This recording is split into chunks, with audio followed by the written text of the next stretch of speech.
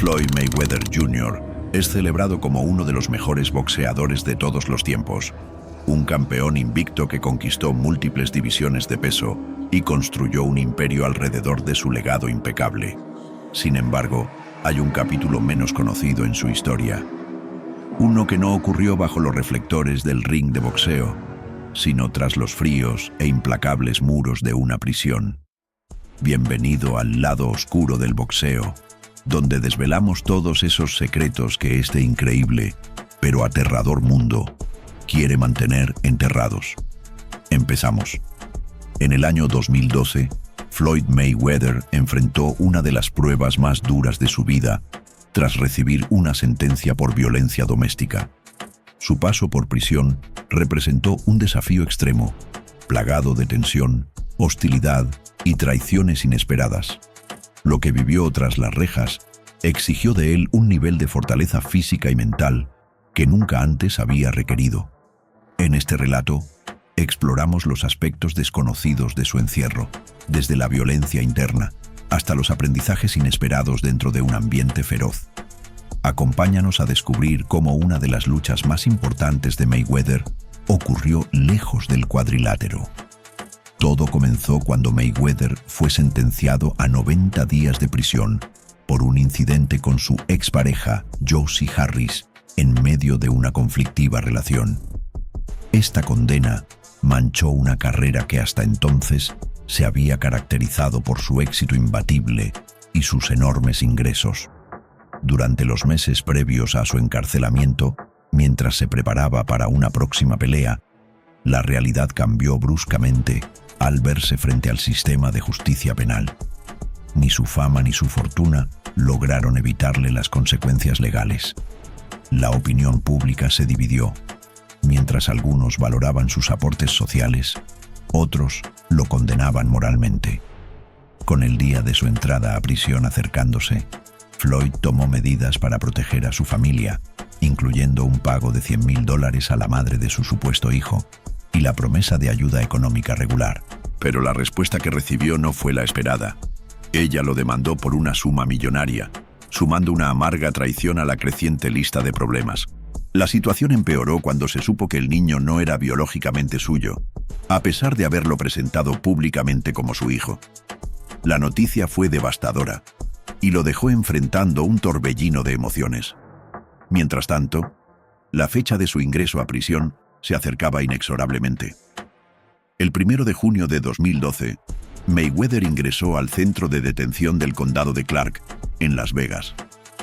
De un estilo de vida repleto de lujo, jets privados y grandes sumas de dinero, pasó a una celda austera, compartiendo espacio con más de 1.500 reclusos, en un edificio originalmente destinado a jóvenes delincuentes no violentos. Pronto descubrió que la fama era irrelevante en ese ambiente. Dentro, debía ganarse el respeto y luchar por su supervivencia en un entorno cargado de tensiones. El hecho de ser un reconocido boxeador le otorgaba cierto prestigio, pero también lo convertía en un blanco. La violencia era parte del día a día, y cada interacción podía volverse peligrosa. Incluso los guardias representaban una amenaza constante. Adaptarse a esta nueva dinámica le exigió desarrollar estrategias más allá del combate físico.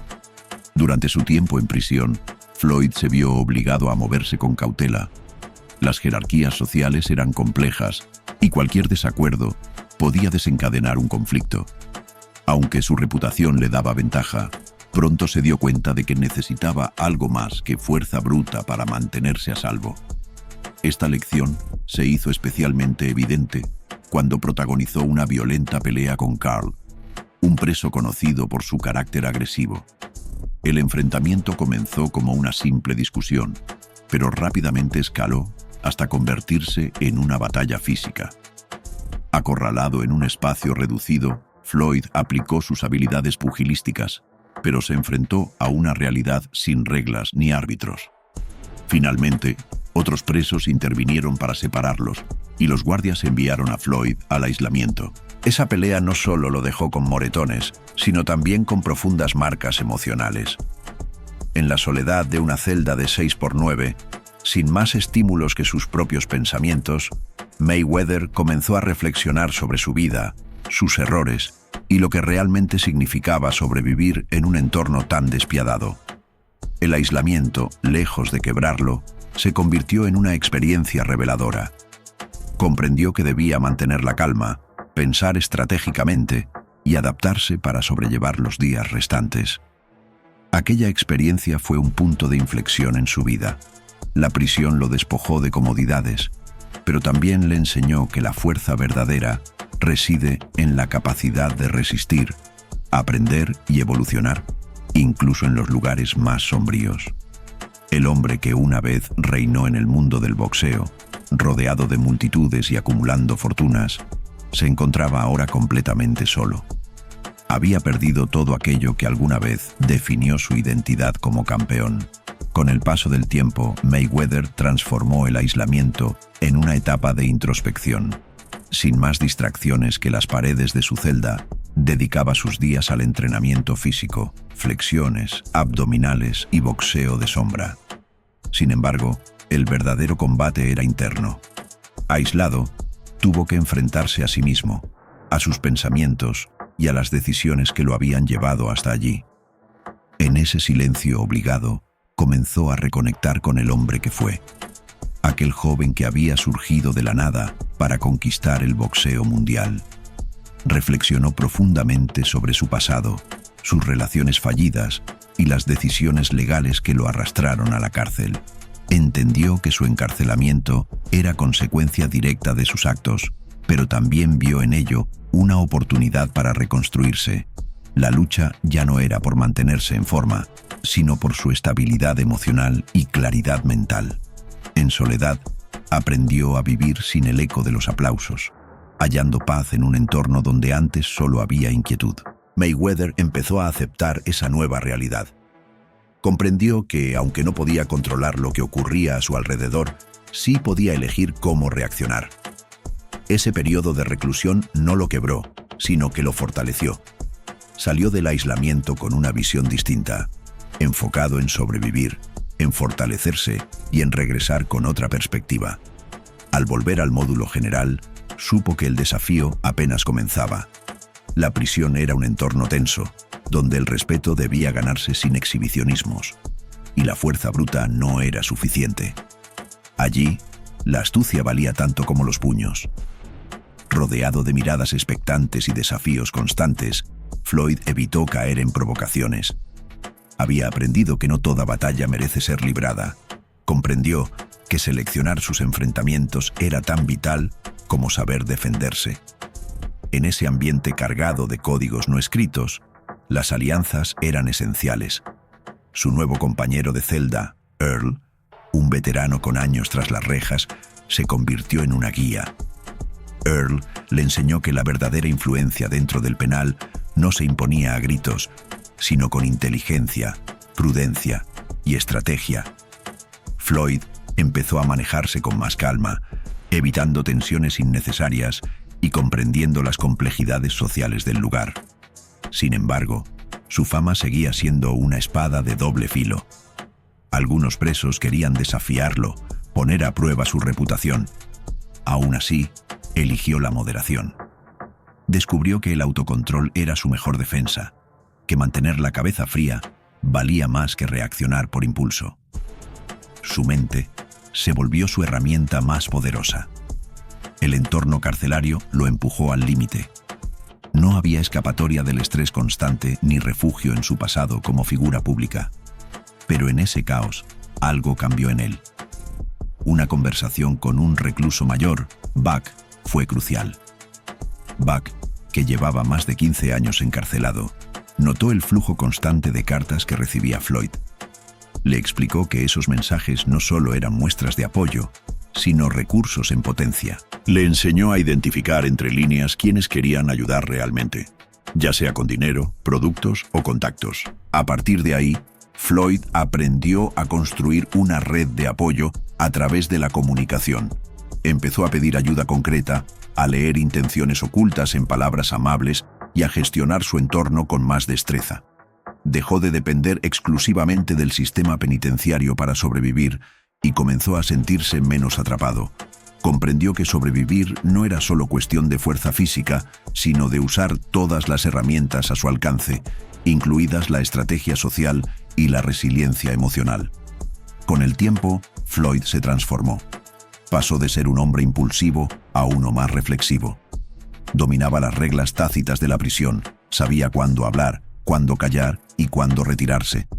Las enseñanzas de Earl y Buck le sirvieron de brújula. En sus últimos días de condena, Floyd ya no era solo un boxeador cumpliendo tiempo. Era un hombre que había enfrentado su peor derrota sin guantes y había salido más sabio. No solo sobrevivió, sino que aprendió a entenderse, adaptarse y crecer incluso en el entorno más implacable. Gracias a la orientación de Earl, Floyd dominó el verdadero arte de la supervivencia en prisión. Moverse con una calma firme que imponía respeto sin necesidad de violencia. Una de las lecciones más valiosas fue aprender a controlar su entorno, reduciendo su visibilidad. Mientras que en el exterior había sido el centro de todas las miradas, una figura mediática adorada por millones, en la cárcel ese protagonismo se convirtió en un riesgo. Cada interacción podía escalar, así que Floyd reprimió su necesidad de atención y siguió el consejo de Earl. Mantente fuera del radar. Eso no significaba aislarse, sino escoger con cuidado cuándo y cómo involucrarse. Evitaba conversaciones superfluas y se esforzaba por no llamar la atención. Observaba a los otros reclusos, aprendía sus rutinas, descifraba el lenguaje corporal y entendía la importancia de las alianzas estratégicas. En ese entorno, el poder no se medía solo por la fuerza física, sino por la capacidad de maniobrar con inteligencia. Su fama como boxeador aún pesaba, pero ahora debía jugar con nuevas reglas. Uno de los desafíos más complejos para Floyd fue navegar la tensión racial constante dentro del penal. Las divisiones eran claras y las alianzas se formaban en función del origen étnico.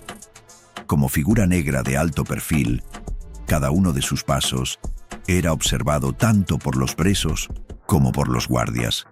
Tenía que moverse con precaución, imponer presencia sin alimentar esos conflictos.